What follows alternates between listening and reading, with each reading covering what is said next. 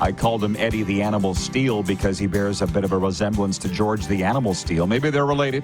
Let's bring him in. Eddie Steele, the CFL great Grey Cup champion. Happy Friday, Eddie. What's up, big dog? Tales from the car, man. Good to be with you again. And that's Eddie the Real Deal Steele. How about that? Gosh, that's what it is. Speaking of George the Animal Steele, have you watched the Vince McMahon documentary? I got to assume that you're a pro wrestling buff like everybody. Have you watched the whole thing? No, not the whole thing. It's funny you even bring that up. I just watched the first episode 2 nights ago. Just randomly, I wanted to check it out, and I like it. I haven't gotten any further past the first episode, but I'm definitely going to dig into it this weekend. Oh, good for you. It just gets better and better and better. We're going to be binge watching it. Hey, just like the CFL season. What a savage Vince McMahon is. They should have called the series F them, because that was Vince's whole attitude about everybody. Just F them. I'm like, I like it. I don't know if I could have worked for him or not, but it worked for him.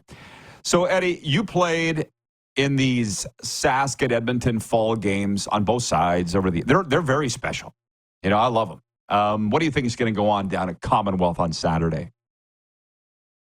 Oh, I think we're going to see a team who is playing for the playoffs versus a team who is just floundering right now. I'm so confused by the Elks and what's going on just within the organization with how they've handled their quarterback situation. It's perplexing to me. And they're in a position now where there is a slim sliver of hope to make the playoffs, but the Riders, I think, are going to show up and put their foot on the Elks' throat and end any chances that they might believe they have at the postseason. And I think that the Riders are going to probably come out and play a pretty crisp game, in all honesty. Well, who would have thought that when they were winless in 7, man? Just shows you how quick things can turn around. But the bind that Edmonton's in, purely looking at it from the outside, is it because they mishandled their quarterbacks? Because they were on a roll. That's what it looks like. Well, absolutely. If we step back and look at how this season has unraveled, even after the firing of Chris Jones, they're sitting at 0-7. They lost 4 games by a last-second field goal. Or not last second, but by a field goal or a late field goal in the game.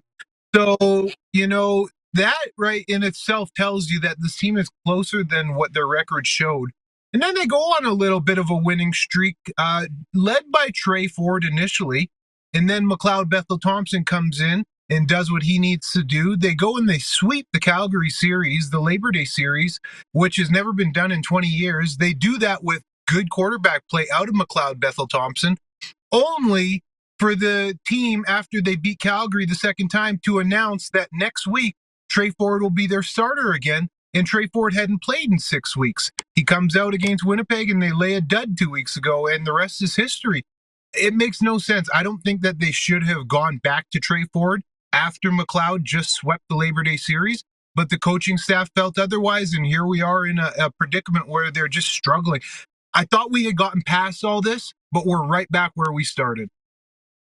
Well, that's what I mean. In last hour, Jim Barker said he thinks somebody's going to be fired in Edmonton and that Jarius every week is coaching for his job. And I thought, well, they already fired somebody in Chris Jones. But Barker knows more than I do. So what do you think is going on there? Well, yeah, that's part of my opinion as to why McLeod Bethel-Thompson should be playing, or had been playing. I mean, now it doesn't even matter. But because they're week to week and they're fighting for their jobs, everybody is talking about get Trey in, he's the future, this and that. It's not about the future. It's about the right now and what gives you the best opportunity to win and to get into the playoffs. And I have felt that McLeod gives you the best opportunity just because he brings more consistency to the game. He can see the field a little better than Trey had been shown to see the field.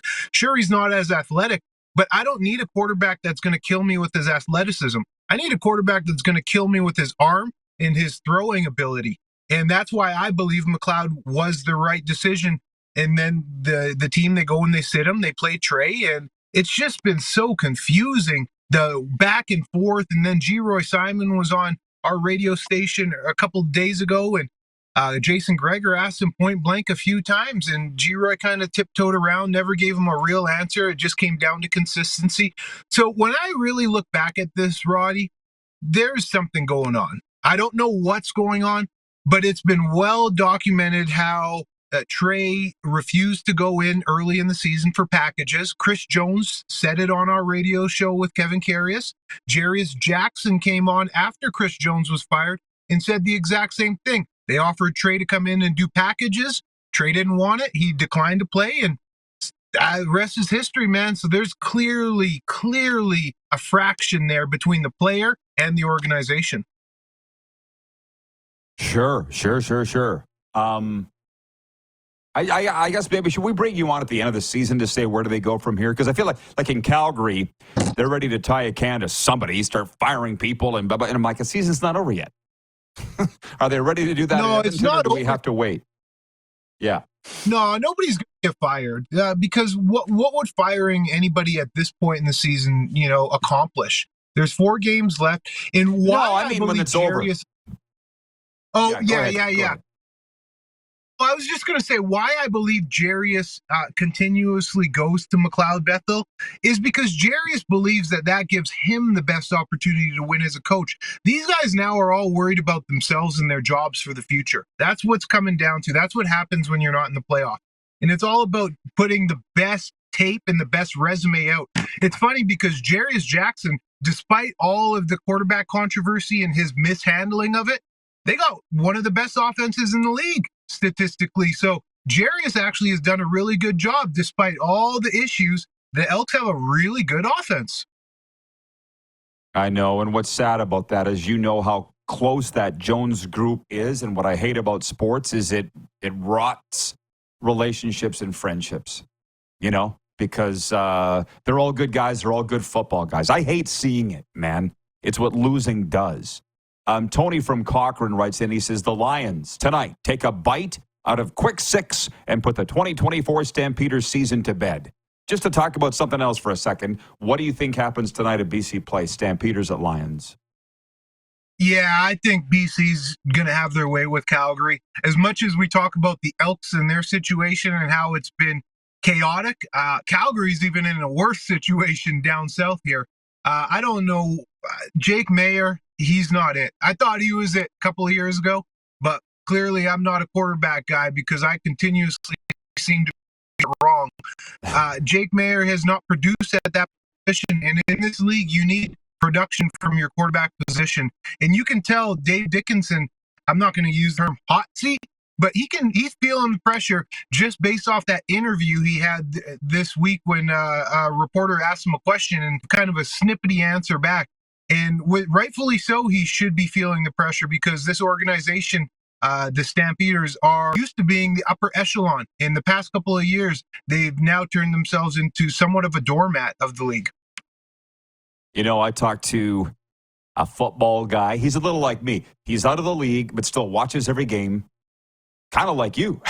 It's a nice place to be, isn't it? And I just said, what do you see in Calgary? And he goes, they don't have the talent. So at some point, they're going to have to sit back and go, why is that? You know what I mean? Listen, Dave, you got the worst record in the CFL. Somebody needs to explain this, and you're the coach and the GM. I mean, I didn't see that clip, Eddie, but I can only imagine. That's the way Dave is. Somebody's got to answer for it. If not you, who? Yeah, exactly. And he's wearing the hat of GM and head coach, offensive coordinator, all of that. Who's responsible for finding the talent? It's you. It's you. That's what I mean. So we'd all like answers. We'll wait.